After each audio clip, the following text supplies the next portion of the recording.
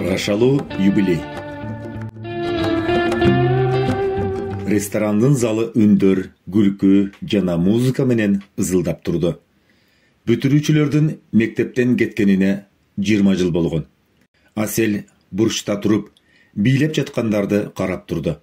Алардын бири мектептеги балалык сүйүүсү эле. Убакыт алардын жүздөрүндө из калтырган, бирок көздөрүндө жаштыктын учкуну дагы деле күйүп турду. Асел бейкапар окуучулук жылдарын эстеп жылмайып койду. Жолугушуу кечеси көз ирмемде учуп кетти. Асел бир нече классташтары менен телефон номурларын алмашты. Алардын ичинен балалыктагы махабаттын уюткусу болгон классташы Марат менен жолугушуу өткөн сезимдерди козгоп салды. Экөө окууну аяктагандан бери көрүшө элек болчу. Бирок ошол 20 жылдык ажырым болбогондой сезим менен Асел өзүнө өзү алданып, куру кыялдарга батып алды. Ошол жолугушуудан кийин Асел менен Марат кат алыша башташты.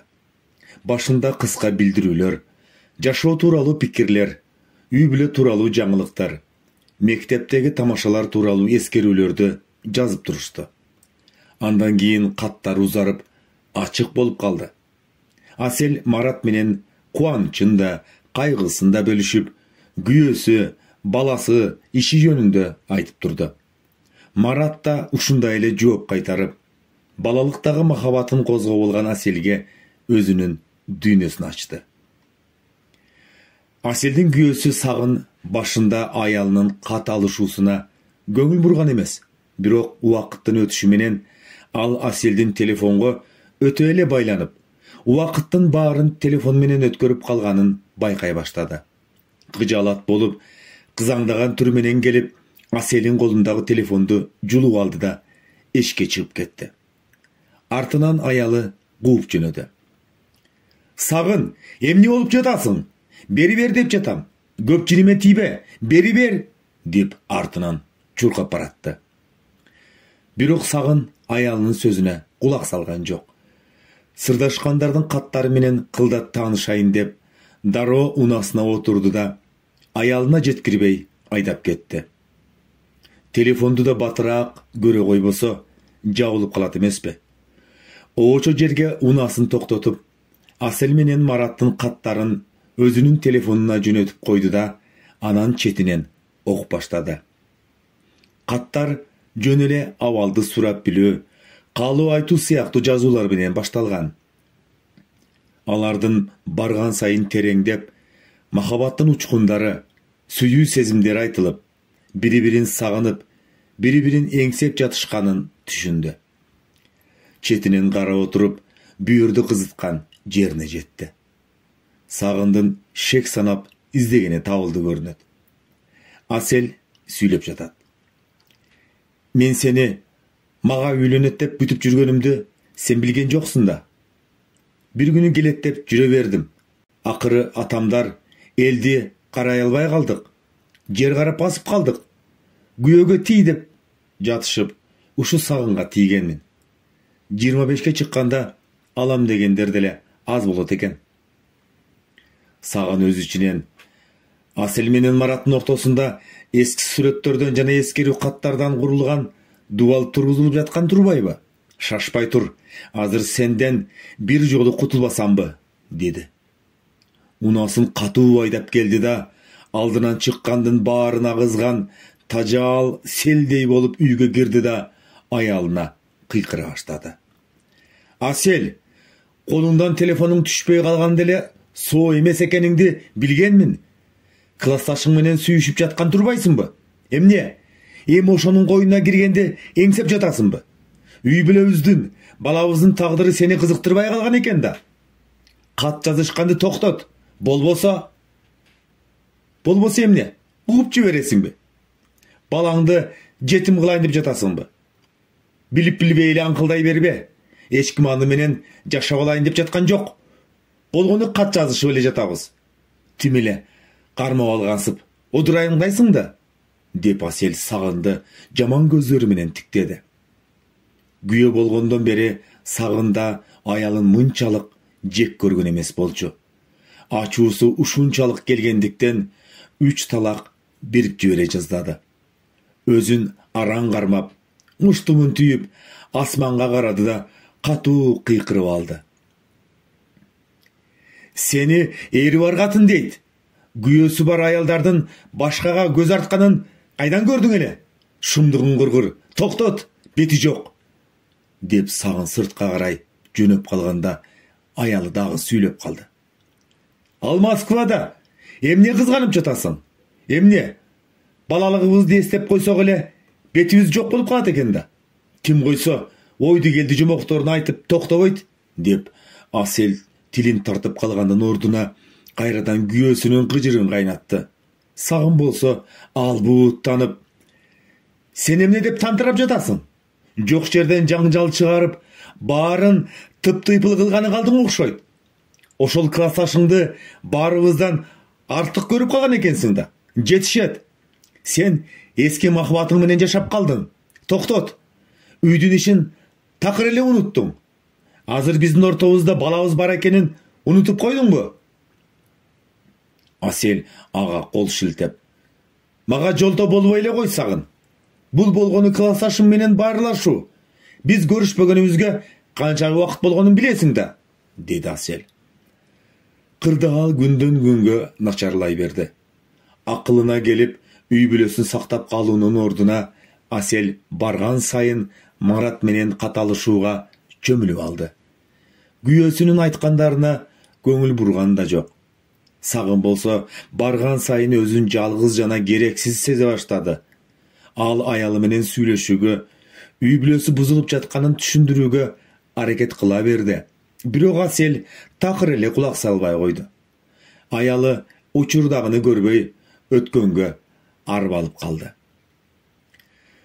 Бир күнү кечинде дагы бир талаш тартыштан кийин Сагын буюмдарын жыйнап, мындан ары мындай мамилеге, саткындык менен кайдыгерликке чыдай албасын айткысы келди.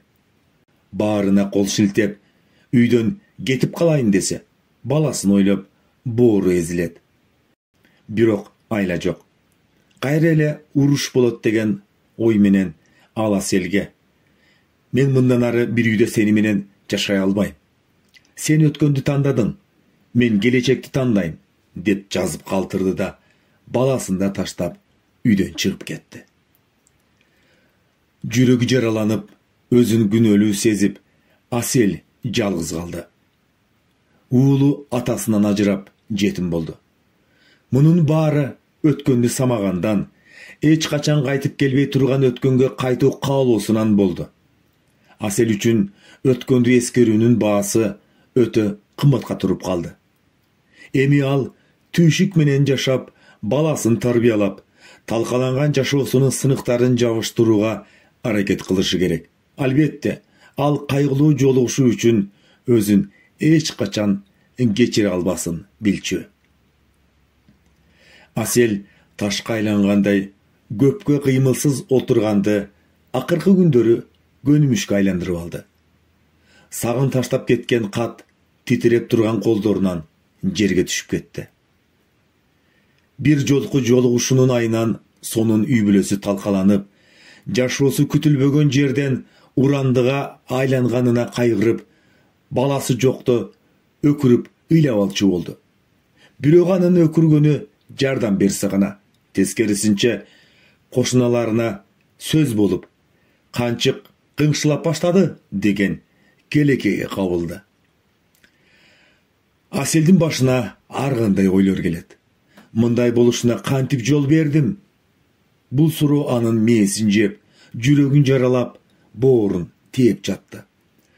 Ал өткөн айларды, ал кезде абдан маанилүү көрүнгөн Марат менен болгон жалындуу маектерин, бирок азыр анча маанилүү эместей көрүнгөн мурунку кыялдарын, Сагынга болгон таарынычтарын эстеди. Ал акырындап, күйөөсүнөн алыстап, анын сезимдерин, муктаждыктарын байкабай калганын туйду. Ал өзүнүн эскерүүлөрүнө ушунчалык берилип кеткендиктен, үй бүлөсү акырындап өлүп жатканын кеч байкаганына өкүндү.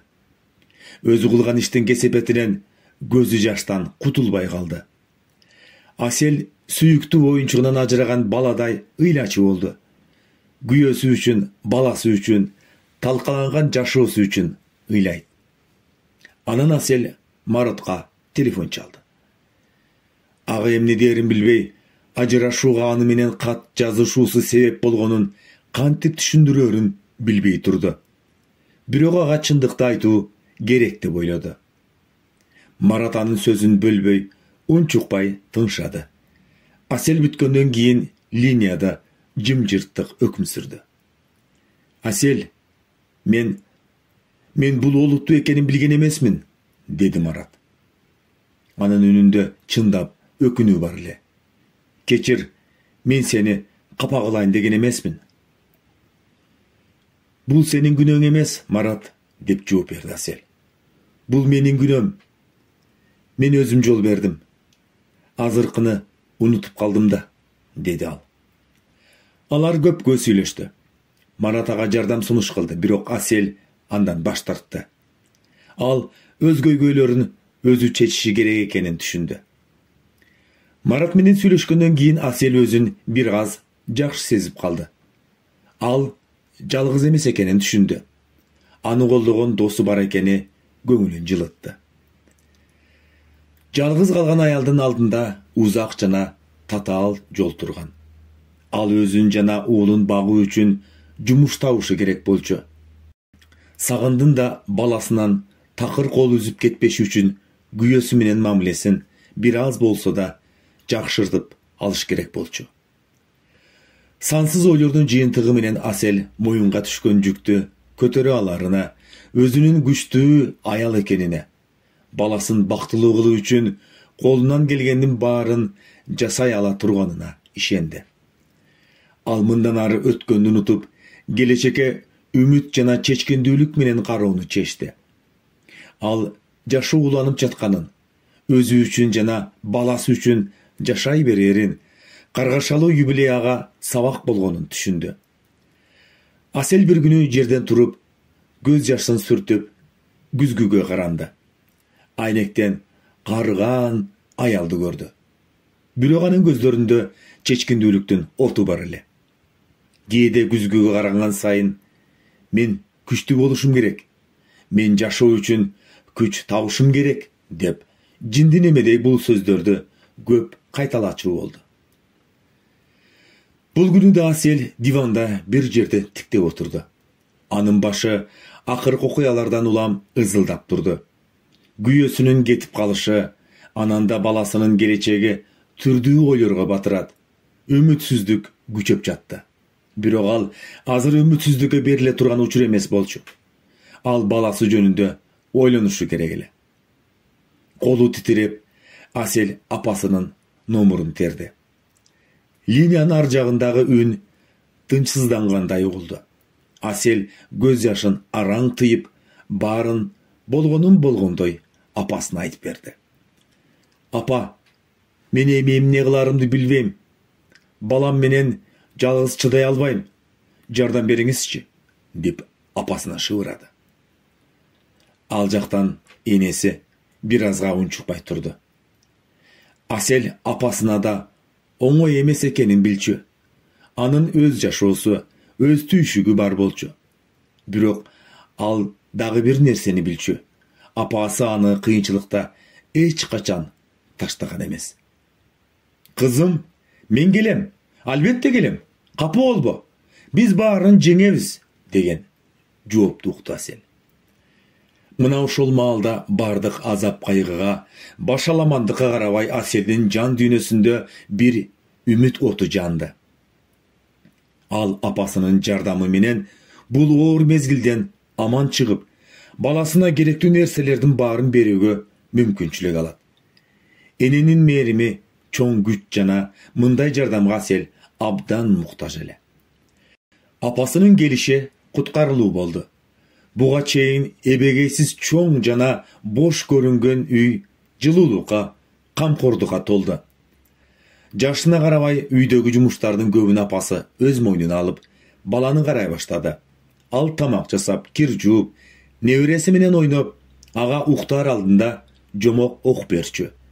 Асел эбегейсиз ыраазычылык менен аны карап, ошол эле учурда өзүн күнөөлүү сезди. Бирок апасы нааразы болгон жок. Кечинде бала уктап калганда гана акырын үшкөрүнүп диванга Аселдин жанына отурду да башынан өткөргөн кыйынчылыктарды баяндап, алардан кантип кутулганын айтып берди. Жөнөкөй жана даанышмандык сапаттар бар болгон бул окуялар Аселге үмүт жана ишеним берди. Бара-бара Асел өзүнө келе баштады. Ал баласы менен көбүрөөк бирге болуп, аны менен бакта сейилдеп, ага китеп окуй баштады. Өзүн жана баласын багуу үчүн жумуш издеди. Бул оңой болбойт, бирок ал желкеге түшкөн оор жүктү көтөрүшү керек экенин түшүндү. Апасы жанында болуп, бардык жагынан колдоп турду. Күндөрдүн биринде Асел көчөдөн сүйүнүп үйгө келди. Ал жумуш тапкан. Өтө эле жакшы жумуш эмес, бирок күнүмдүк жашоого керек болгон акчаны табуудагы алгачкы кадам болду. Апасын кучактап, кубанып, ыраазы болуп, ыйлап жиберди. Рахмат апа, мен сизсиз эч нерсе кыла алмак эмесмин, деп апасынын кулагына шыбырады. Апасы аны далысына кучактап, сен күчтүүсүң кызым, мен муну ар дайым билчүмүн.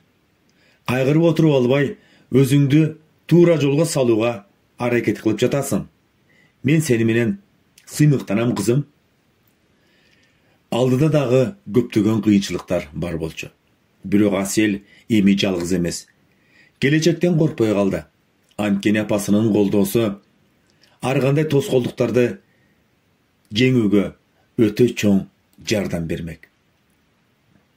Асел чакан кийим саткан дүкөнгө жумушка орношту. Жумуш оңой болгон жок.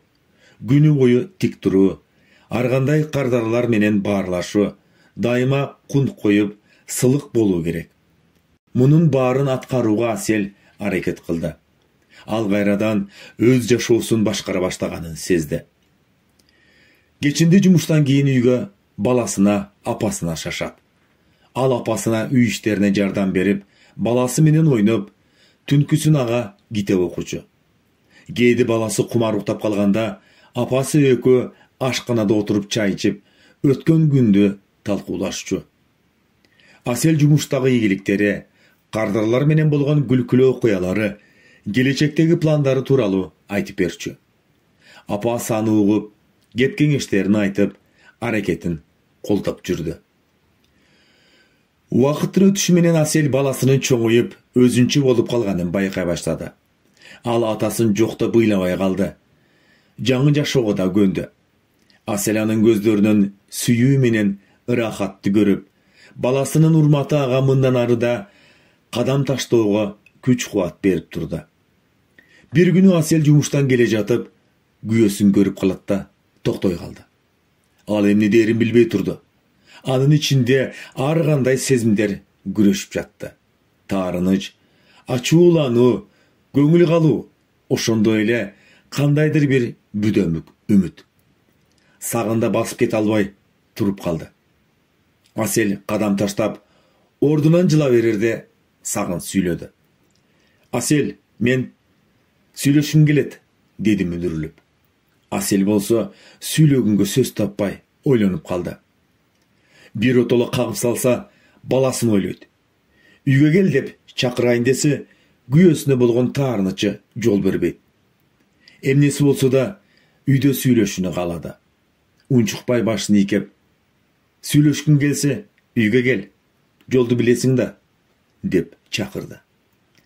Мен азыр бошмун, азыр эле сүйлөшөлү анда, деп сагын шашып турду.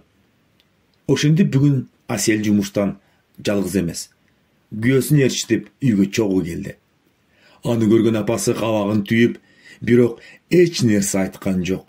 Бул алардын сүйлөшүүсү экенин түшүндү жана кийлигишүүнү каалабады. Алар ашканада бири-бирине карама-каршы отурушту. Күйөөсү эмнеден баштаарын билбей, көпкө чейин унчукпай турду. Мен ката кетирдим, деди ал акыры. Сенсиз өзүмдү аябай жаман сезип жатканымды түшүндүм. Баламды сагындым, сени да сагындым. Asel anын сөзүн бөлбөй тыңшады. Ал анын көздөрүнөн чын жүрөктөн өкүнүүнү көрдү. Бирок ал эмнени сезгенин өзү да билген жок. Ал дагы эле аны сүйчү.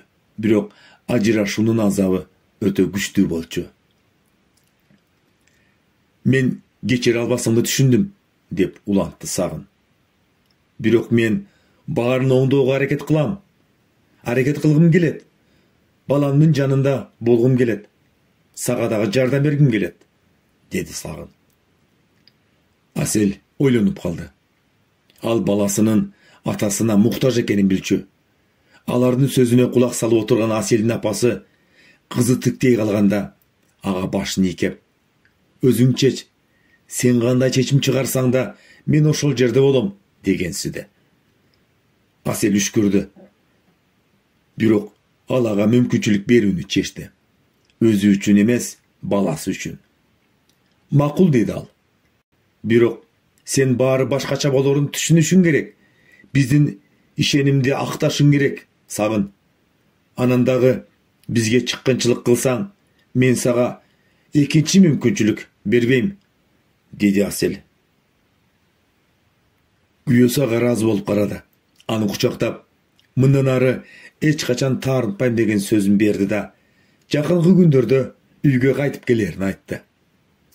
Асел да өзүнүн каталары үчүн Сагындан кечирим сурасамбы деп жүргөн, бирок намысы жол бербей келген.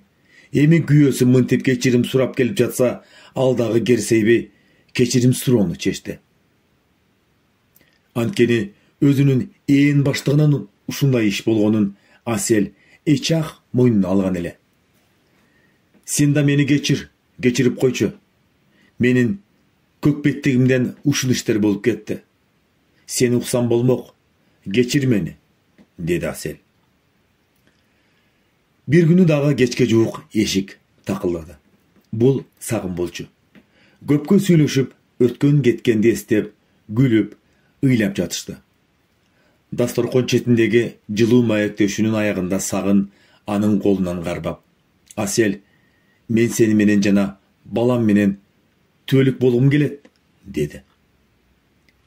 Алып келген белектерин уулу кумардын колуна берип, кучагына кысып, жытына тойбой турду.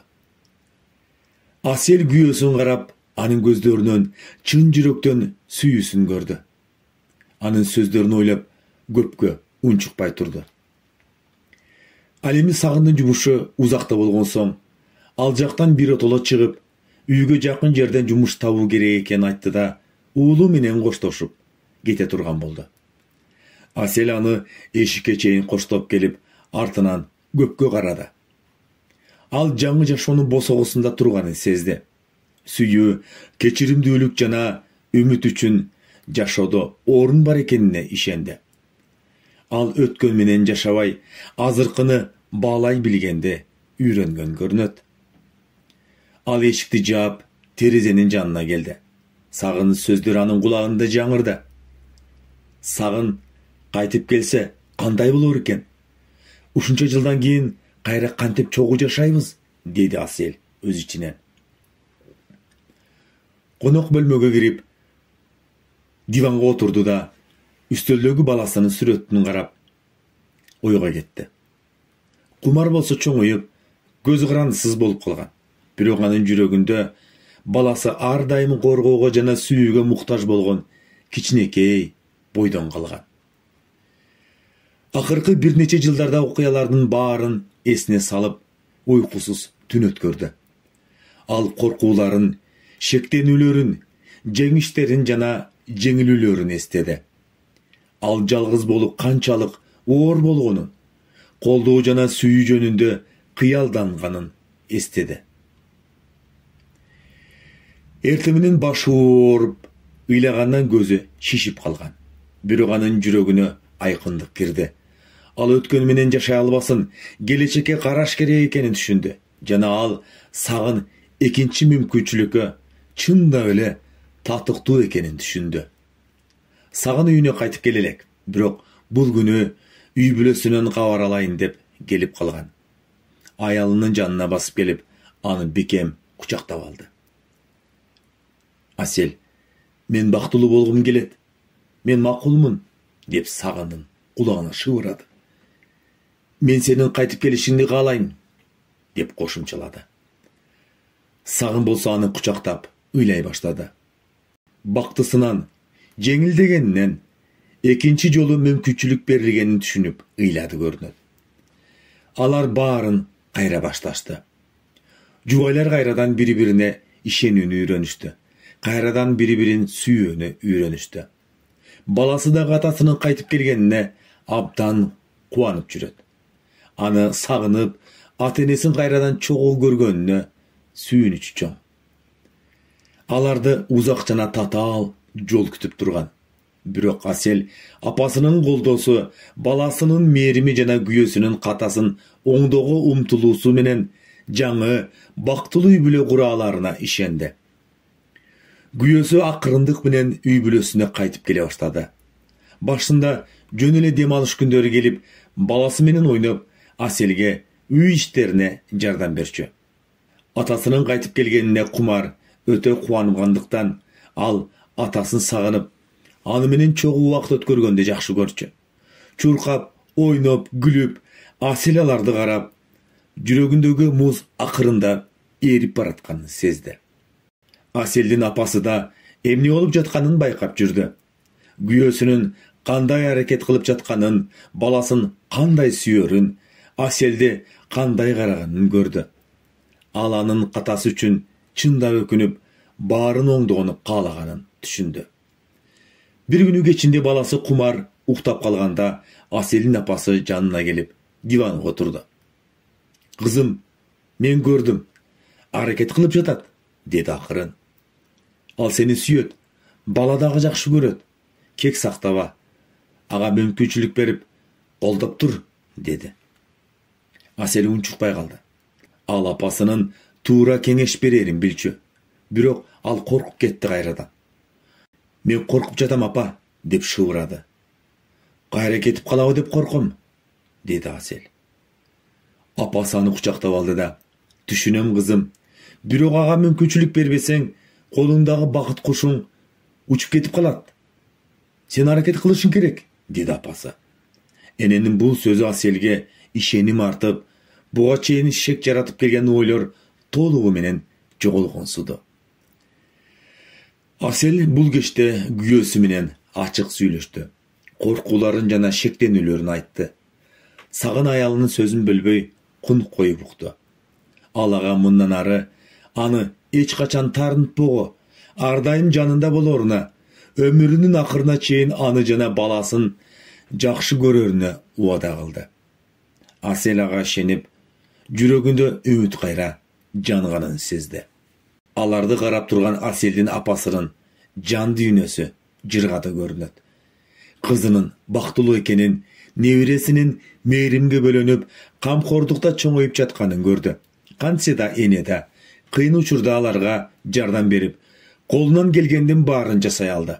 Энелик мээрими менен аларга жаңы бактылуу жашоо курууга жардам бере алды. Сагын мурдагы жумушунан толук чыгып, күндөрдүн биринде Асел менен баласы жашаган үйгө келе жаткан. Көчөдө ойноп жүргөн уулу Кумар атасын көрө калып, арыдай ызылдап ары бери өтүп жаткан унааларды да карабай, жолго чуркап чыга калды. Кумардын жүрөгү кубанычтан согуп, дүйнөдөгү бардык нерсени унутуп, атасын көздөй жөнөдү. Ата деп кыйкырды Кумар. Бирок анын үнүн машинелердин ызычуусу басып коет. Бир заматта унаанын жолдо кайып жаткан үнү угулуп, бардыгы караңгы болуп кетти. Дүкөнгө кирип бараткан Сагын кыйкырыктан улам артына бурулуп, коркунучтуу окуяны көрдү. Уулу Кумар асфальтта жатыптыр. Жанында бир машина токтоп калган. Ал Кумарды көздөй чуркап барып, баласын колуна алды да дароо ооруканага жөнөштү. Тез жардам бөлмөсү ызычуу эле. Дарыгерлер Кумардын өмүрүн сактап калууга аракет кылып, ары бери чуркап жүрүштү. Сагын коридордо отуруп, жараткандан тилеп жатты. Кайгылуу кабарды уккан Асел тынчсызданып, апасына телефон чалды да ооруканага жөнөдү. Сағын менен Асел бір-біріне жанаша Кумардын палатасынын жанында турушту. Аларды кайгы жана коркуу сезими бириктирди. Сөздөр ашыкча эле. Кыйынчылык адатта эки мээримдүү жүрөктү бириктирген көпүрө болуп калды.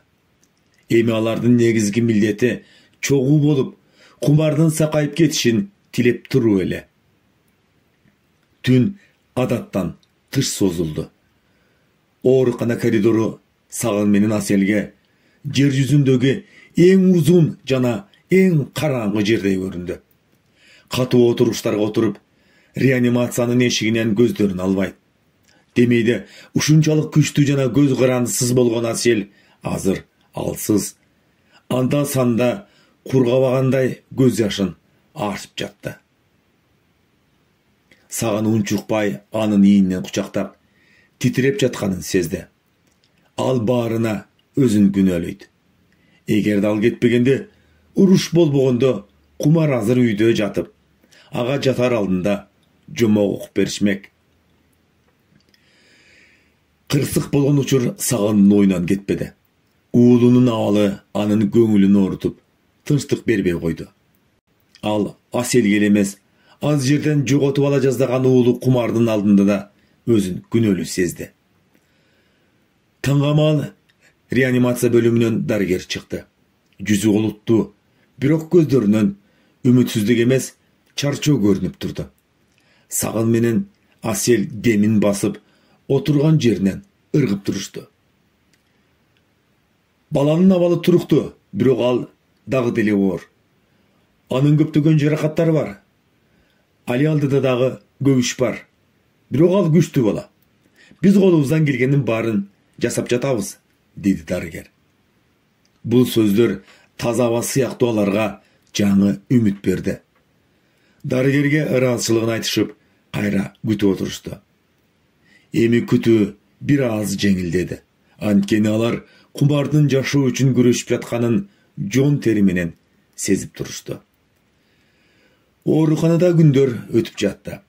Сагын менен Асел Кумардын бөлмөсүн кезеги менен карап, аны менен баарлашып, жомокторун окуп, угуп турса экен деген үмүттө болушту. Экөө чогуу жашаган бактылуу көз ирмемдерин, эс алуудагы сүрөттөрүн, Кумардын алгачкы кадамдарын, күлкүсүн эстешти. Алар мунун баары жоголуп кетиши мүмкүн экенин түшүнүшкөн. Бара-бара өтө жай болсо да Кумар өзүнө келе баштады. Алгач жөн эле көзүн ачып, анан ата-энесин тааный баштады. Мунун өзү кичинекей жеңиш эле, бирок Сагын менен Асел үчүн баласынын оңолуп баратышы дүйнөдөгү бардык нерседен маанилүү болчу. Күндөрдүн биринде Сагын Кумардын колун кармап турганда, бала манжаларын алсыз кысып, "Ата, апа, чогуу" деп шыбырады. Сагын Аселди караса, көзүнүн жашын тыйып, башын ийкеди. Кумарды кучактап, "Оба балам, биз ар дайым бирге болобуз", деди ал. Ошол маалда Сагын кыйынчылык чындап алардын жүрөгүн бириктирген көпүрө болуп калганын түшүндү. Алар Кумарды жоготуп алуудан коркуп, эми кол кармашып, баарын кайра баштоого, сүйүү, кечиримдүүлүк жана түшүнүүгө негизделген жаңы жашоо курууга даяр болушту. Эң негизгиси Кумар тирүү. Кече эле эртеңкиси кандай болору белгисиз болуп жаткан баланын жакшырып баратышы экөөнү андан бетер жакындатты. Асел менен Сагын кайра төрөлгөндөй жаңыдан жашоого үйрөнүштү. Оорукана алардын убактылуу үйү, ал эми Кумар алардын ааламынын борбору болуп калды. Сагын ага китептерди окуп берип, космос, динозаврлар жөнүндөгү жомокторду айтып берип, Асел бир кезде чоң энеси ырдап берген ырларын ырдачу. Бара-бара Кумар күндөн күнгө күчтөндү. Ал отура баштады. Андан ата-энесинин кучагына таянып, алгачкы кадамдарын таштады. Анын күлкүсүнө Сагын менен Асел жаш баладай кубанып турушту. Кумардын күлкүсү адамзатка угулган эң сонун үн болду. Ооруканадан чыккандан кийин үйлөрүнө кайтышты. Bir кездеги тирешүү, чыр-чатактар менен коштолгон үйдүн ичи азыр тазалыктын, жайлуулуктун жаркыраган орду болуп калды. Сагын менен Асел чогуу тамак жасап, кумар менен ойноп, ага жатар алдында жомокторду окуп беришти. Алар ар бир мүнөттөн рахат алып, мүмкүн болушунча чогуу убакыт өткөрүүгө аракет кылышты. Сагын үй бүлөсү менен көбүрөөк убакыт өткөрүү үчүн үйгө жакыныраак жумуш тапты. Кумбардын айыгып кетишине шыктанган Асел балдар ооруканасында ыктыярчы болуп иштей баштады. Ал оор кырдаалга туш болгон башка балдарга жана алардын ата-энелерине жардам бергиси келди. Алар кумарды машине сүзүп кеткен ошол коркунучтуу күндү көп эстешчү. Мындай окуя жөн эле кырсык эмес, жашоонун канчалык назик экенин жана жакындары менен өткөргөн ар бир көз ирмемди баалоо канчалык маанилүү экенин түшүнүштү. Алар сүйүү жана кечиримдүүлүк жашоодогу эң маанилүү нерсе экенин, эч кандай талаш тартыш үй бүлөнү бузууга арзубастыгын сезишти. Бир күнү кечинде кумар уктап жатканда Сагын менен Асел тапчанда кол кармашып отурушту. Асманда жылдыздар жымыңдап, жымжырттыкты жалбырактардын жумшак шыбырашы гана бузуп турат. Кайрадан чогуу болгонубузга абдан ыраазымын, деп шыбырады Асел Сагынга карап. Мен да, деп жооп берди Сагын кучактап. Биз көп нерсени баштан өткөрдүк. Бирок биз күчтөнүп калдык. Мунун баары кумардын аркасы менен болду, деди Сагын. Алардын жүрөгүндө тынчтык жана ынтымак өкүм сүрдү. Алар алдыда дагы көптөгөн сыноолор турганын билишкен. Бирок алар биргелешип, кол кармашып күрөшүүгө даяр болушкан.